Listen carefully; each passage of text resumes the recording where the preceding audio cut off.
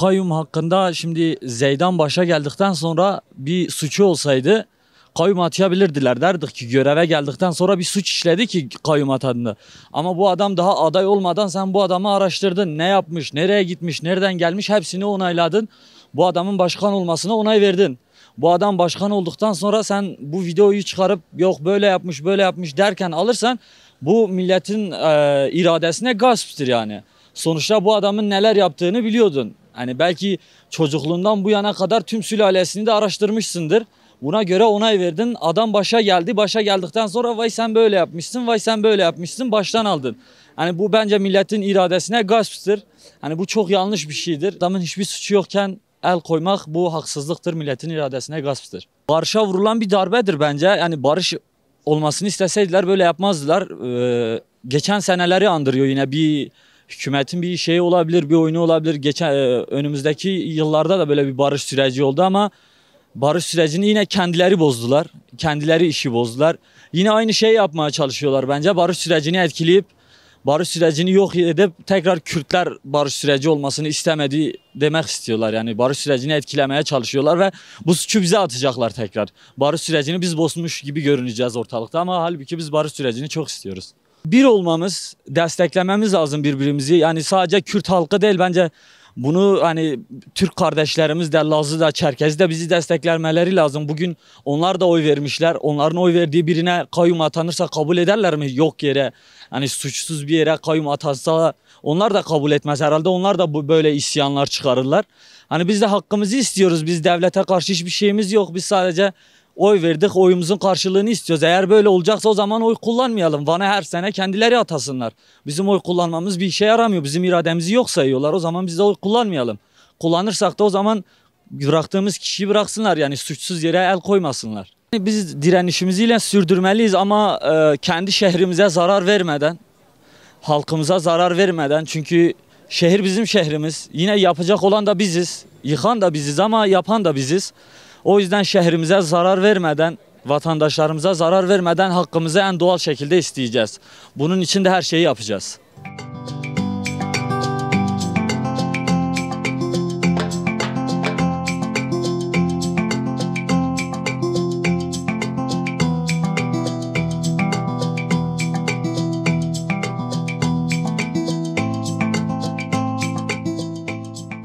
Bence haksızlıktır koyum.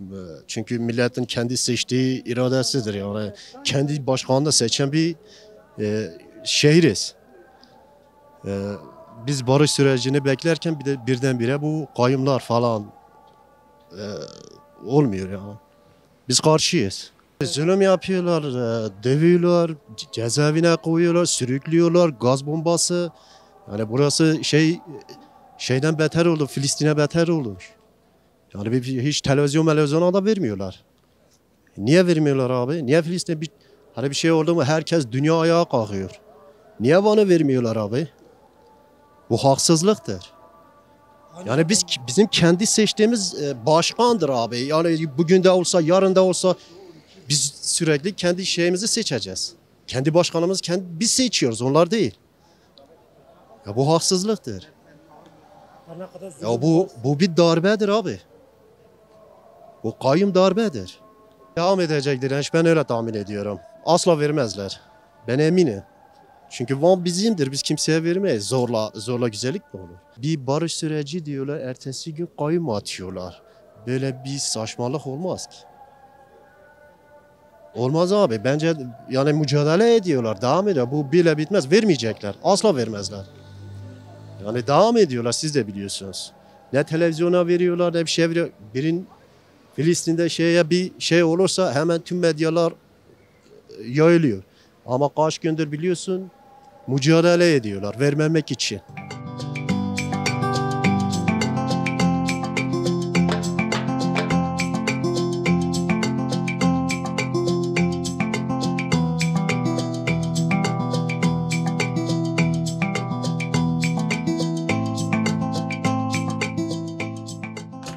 Biz direniyoruz sürekli. Mesela 4-5 gün belediyemizin önünde durduk. Toplantılar yaptık, eylemcelerimizi yaptık. Hani direnmeye de devam edeceğiz. Bir zaman peşini bırakmayacağız. Bu kayyum hırsızlıktır. Hani gasptır. Şöyle söyleyeyim abime. sonuna kadar direneceğiz. Kanımızın son damlasına kadar da peşini bırakmıyoruz. Hani Van halkı hiçbir zaman ne iradesini sattı ne başkanlarının peşini bıraktı. Aynı şekilde devam edeceğiz. Nereye kadar sürerse sürsün biz peşini bırakmıyoruz bu işin. Kayyum ataması şöyle söyleyeyim sana milletin iradesini elinden almaktır. Yani şöyle söyleyeyim sana bir insanın elinde bir emeğini almak gibi bir şeydir kayyum. Hırsızlıktır. Yani daha kötü şeyler var da dile getirilmeyecek şeyler dedir. İradesine sahip çıkan insanlar var mesela. Onlara diyor işte özgürlüğünüzü veriyoruz. Sonradan el koyuyor kayyumlara. Bu şekilde olmaz yani. Van halkı hiçbir zaman iradesine kimsenin eline vermedi. Sonuna kadar da sahip çıkacak. Hani gece gündüz demeden sokaklardayız. Her şeyin peşindeyiz yine. Allah'ın izniyle her şey daha güzel olacak. Madem ki barış çağrısı veriyorsa niye kayyum atıyor ki? Yani şöyle bir ifade vereyim. Hani ilk önce gelip kardeşlik veriyor, sonra da kayyum atıyor. Yanlış bir şey bu. Yani bir direniş görüyorsunuz abi, belki az çok görmüşsünüz de. Hiç bırakmıyorlar peşini. Sürekli sokaklardalar, çarşılarda toplantılar var, gezmeler var, konuşmalar var. Aynı şekilde devam ediyor işte. Delvan'ın için bütün Kürt halkına sesleniyorum. İradenize sahip çıkın, bırakmayın peşini.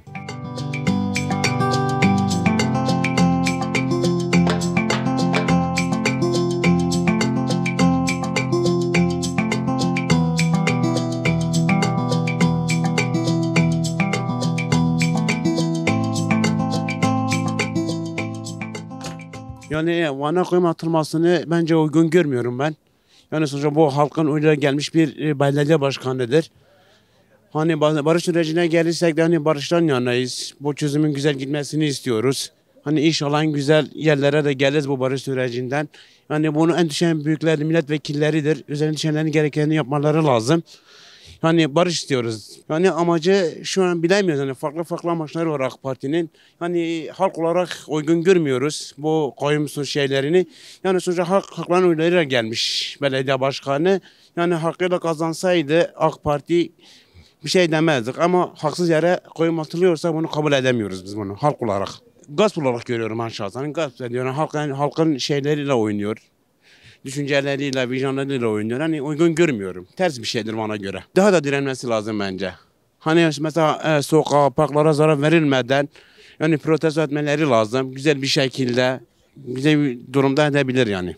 Büyük bir haksızlıktır yani. Millet boşu boşuna oy kullanmıyor. Millet bunca bir senedir belediyenin başındadır. Bir senedir o koltukta oturmuş. Yani onca millet neredeyse 1,5-2 milyona yakın insan var Van'da. O kadar insan, o kadar millet boşu boşuna oy kullanmıyor. Boşu boşuna o adamı seçmediler.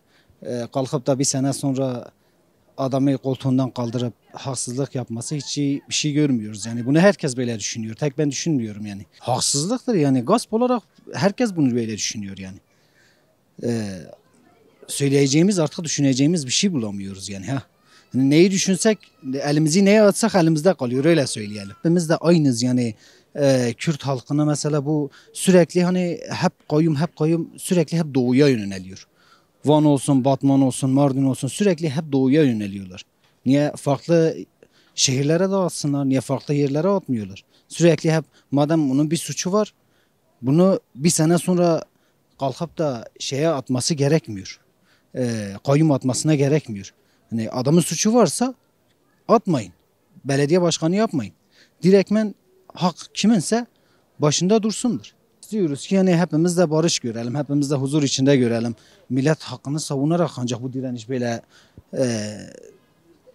yürütülmeli. Yani millet eğer yürüyüş yapmasa hepimiz de istiyoruz protesto edilsin, hepimiz de istiyoruz tekrar başa gelsin Abdullah Zeydan.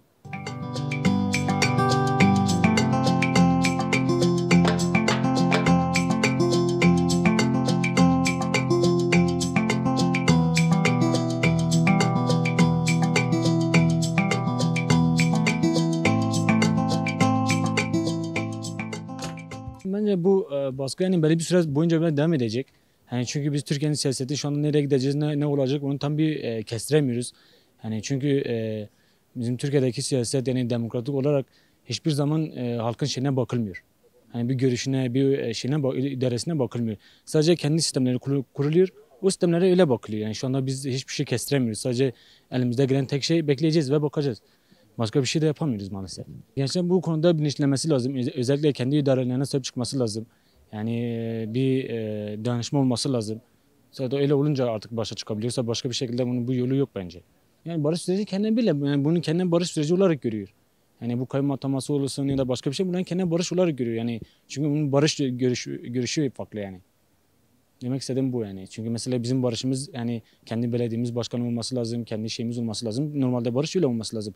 Ama onların barış şekli nasıl olması diyor. Hani ben kayyum atayım da yani benim barış şeklim de böyle yani. Yine benim iradem altında olması lazım. Yani öyle. Bunun barış süreci de öyle. Yani kendi düşüncesi öyle yani. Yani hükümete şimdi böyle bir şey var. Halk seçmiş. Hani çünkü o zaman mesela kendi oylarımızı kullanmışız, kendi iradelerimizle bunu yapıyoruz. Yani bence böyle bir şey hani geri çekilse iyi olur.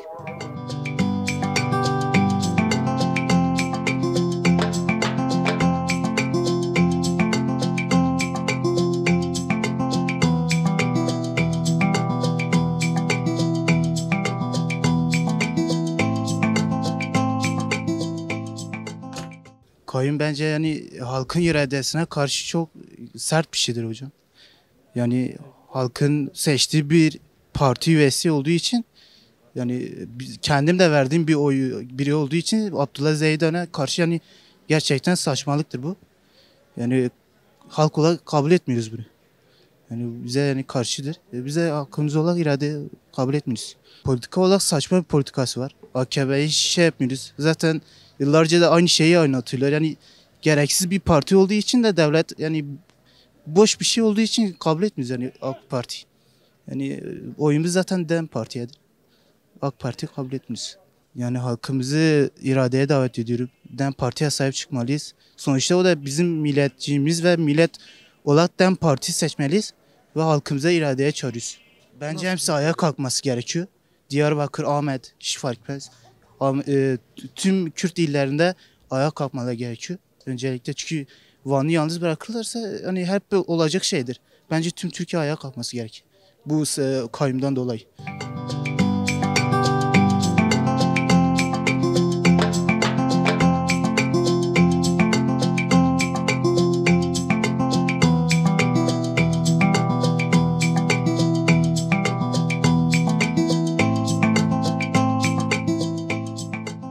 Kayyum atanması zaten başlı başına olmaması gereken bir şey. Dış partilerden değil de bizim seçtiğimiz partilerden biri gelsin başa. Hani halk şu an sokakta neden? Çünkü iradeleri gasp edildi. Benim fikrimce budur. Vali Cumhurbaşkanı atıyor yanlış değilsem. Cumhurbaşkanı hangi partiden? AK Parti. Biz AK Parti'ye oy vermiyoruz, AK Partili biri gelsin bizim başımıza geçsin. Ben bunu diyorum. Kalkıp başka partilerden kimseye başımıza atamasınlar. Amacımız Abdullah Zeydan değil, amacımız bizim irademizdir. Biz gasp ediliyoruz burada. Zaten bizim irademiz gittikten sonra bizim ne gururumuz kaldı, ne onurumuz kaldı, ne şerefimiz. Yani biz bu konuyu tamamen reddediyoruz.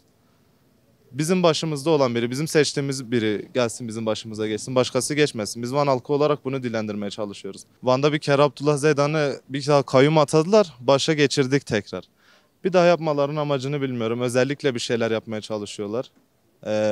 Dün özellikle bir kadın milletvekili fark etmiş. Polis özellikle bilerek taş atıyor ki halkı şey yapsın. Halk da onun peşinden taş atsın falan filan. Yani bilerek bizi düşmanlaştırmaya çalışıyorlar. Gelsinler diyorlar gelsin TBMM'nin başına geçsin Abdullah Öcalan. Bunu AK Parti söylemiyor mu? Bunu TBMM söylemiyor mu? Şimdi Abdullah Zeydan onu destekledi diye neden kayyum atıyorlar? Neden ceza veriyorlar? Gelsinler bunu da açıklasınlar. Onu istiyorum ben. Kayyumu çekmeden biz Van halkı olarak çekilmeyeceğiz. Yani bunu bilin. Hakkınızla konuşun, biz de hakkımızla konuşalım. Dışarı çıkmayalım, herhangi bir protesto etmeyelim. Bunu bilsinler.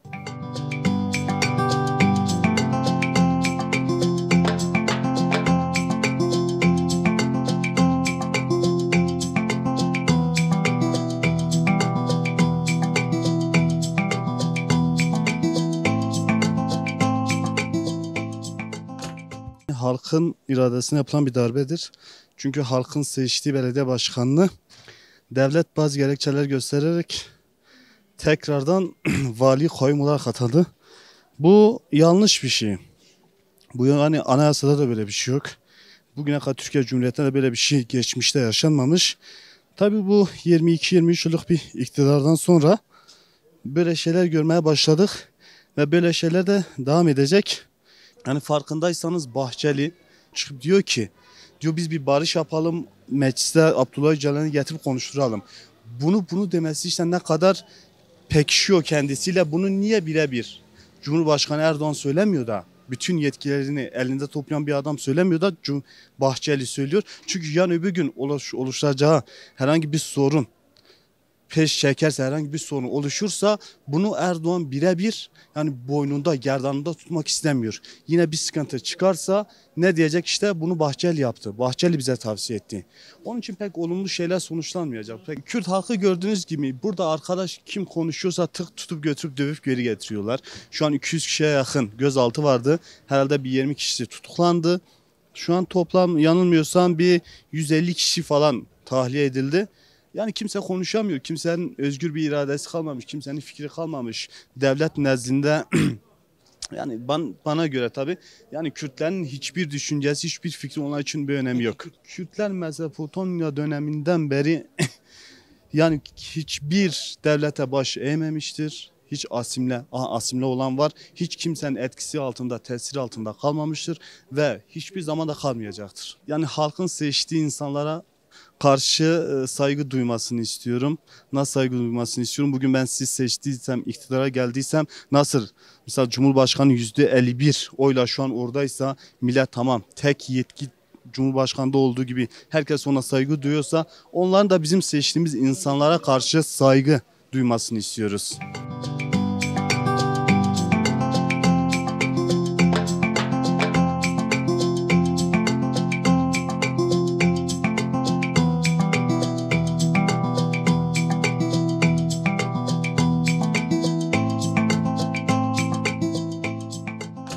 Vallahi yani kayyum atayarak yanlış yaptılar yani. Zaten mazbatamızı almıştık yani. Tekrar böyle şeylere tekrar gerek yoktu yani. Halkın iradesini gasp ediyorlar. Yani bu tür şeylere gerek yok yani. Halk da üstünde dursa yani tekrardan mazbatamızı alırız inşallah. Yani desteklemediğim bir şeydir açıkçası. Yani halkın da üstünde durmasını istiyoruz yani açıkçası.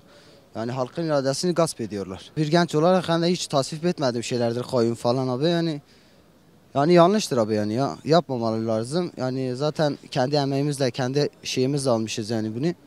Yapmaları yanlıştır bence. Kayyum süreciyle barışma sürecini yani şey yapsak yani pek yine bence vereceklerini düşünmüyorum tekrar. Ama halk üstüne durursa bence niye vermesin? Yani halk yine kendi iradesini korusa, yine sahip çıksa iradesine yani bence yine tekrar verirler. Bence yine üstüne duracaklar, yine aynı şekil.